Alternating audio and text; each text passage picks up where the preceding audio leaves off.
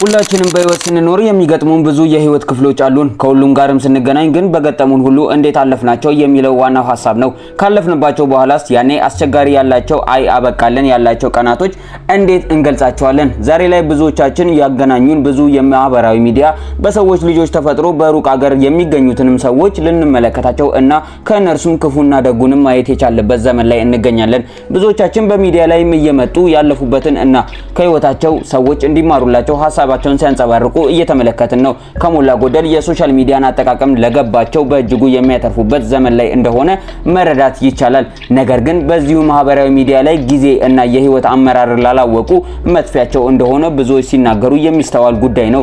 ታዲያ እኛም በዛሬው ዕለት ለእናንተ ይዘንላችሁ የቀረብነው በእጅጉን የምትጠቀሙበትና አንዳንድ ሰዎችም ይዘው ከሚቀርቧቸው እናንተም ተካፈልባቸው እንደምትሉት ሁሉ ሰላም ተስፋዬ እንዲሁም አርቲስት ሰላም ተስፋዬ ይዛ የመጣችው ቪዲዮ እጅጉኑ በማህበራዊ ሚዲያ አነጋጋሪ ሆኖ ብዙ ሰዎች ሐሳብና አስተያየቶቻቸውንም እየሰጡበት የሚገኘው ጉዳይና እንዲሁም ደግሞ እናንተ ከኔ ተጠቀሙበታላችሁ ብላ እሷ ያጋራችውን ቪዲዮ ለእናንተ ሹክልንላችሁ ይዘን መጣን። እስቲ እናንተም ቪዲዮን እየተከታተላችሁ ቪዲዮው ላይ የተመለከታችሁን ሐሳብና አስተያየቶቻችሁን በሐሳብ መስጫ ሳጥን ስር እያሰፈራችሁልን እኛም ከቪዲዮ መልስ ያለንን ሐሳብ ለእናንተ ልናገራችሁ ብቅ እንላለን። እስከ ቪዲዮ ፍጻሜ አብራችሁን ቆዩ።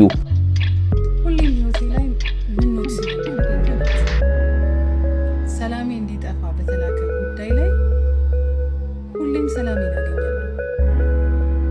እንድነከስር በተላከ ነገር ላይ አትርፍ ያውቃሉ። ብዙ ጊዜ እንዳስጠላ በተላከ ነገር ላይ በራሱ በተላከው ጉዳይ አምሬ ያውቃለሁ። እንድጠላ በተላከ ጉዳይ ላይ ብዙ ጊዜ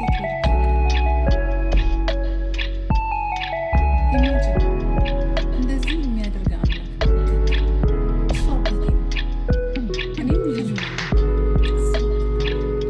እንግዲህ የአርቲስት ሰላም ተስፋዬን ቪዲዮ እንደተመለከታችሁት ነው። ብዙ ሰዎች በዚህ ቪዲዮ ላይ ብዙ ሐሳብና አስተያየቶቻቸውንም ሲያሰፍሩ እየተመለከትንና ብዙ የቪዲዮ እይታ እንዳገኘና ላይክና ሼሮችም ብዙ ሰዎች እንዳደረጉላት እየተመለከትን እንገኛለን። እናንተስ በዚህ ቪዲዮ ላይ ምን ተሰማችሁ? ሐሳብና አስተያየቶቻችሁን በሐሳብ መስጫ ሳጥን ስር ያስፍሩልን እያልን ለኢሳኮር ሚዲያ አዲስ ከሆናችሁ ቤቱን ሰብስክራይብ በማድረግ ቤተሰብ ይሁኑ። እንደዚህ ያሉ ቪዲዮዎችንም ለእናንተ እያመጣን የምንለቅበት ስለሆነ በቪዲዮአችን ላይ ሰብስክራይብ ማድረጋችሁን እንዳረሱ እንላለን። እንዲሁም የደውል ምልክትን በመጫን እለት እለት የሚለቀቁትን ቪዲዮዎች በፍጥነት እንዲደርሳችሁ የደውል ምልክቷን ይጫኑ እንላለን። ለወዳጅ ዘመዶቻችሁም ይህን ቪዲዮ ለማጋራት እንዲሁም ደግሞ ኢሳኮር ሚዲያን ለማጋራት ከወደዳችሁ ሼር እና እንዲሁም ኮሜንት አስተያየቶቻችሁን አስፍሩልን እንላለን። ለዛሬ ያዝንላችሁ ይህንን ይመስል ነበረ።